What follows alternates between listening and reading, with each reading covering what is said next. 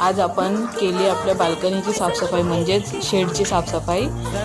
जर हे असं 5-10 दिवसातून जमलंच तर पाणी टाकून व्यवस्थित स्वच्छ धुवून काढले तर उवा गोचीड पिशवा असं काहीच आपल्या पक्षींना होत नाही, जेणेकरून आपले पक्षी व्यवस्थित राहतात। आणि हे जर साफ केलं नाही किंवा त्यांची शीट तिथनं काढली नाही रोजच्या रोज वारंवार तर त्यांना आजार होण्याचे चान्सेस खूप जास्त असतात। आता हे इथे साफ करून झालेलं आहे, त्यांना खायला खाद्य आणि पाणी ठेवलं फीडर आणि ड्रिंकरमध्ये। बघू शकता हे फीडर आणि ड्रिंकर मोठे आहेत। असेच फीडर आणि ड्रिंकर जर तुम्हाला मागवायचे असेल तर याचं स्क्रीनशॉट काढा आणि मीशो ॲपवर जाऊन हे फोटो सर्च करा।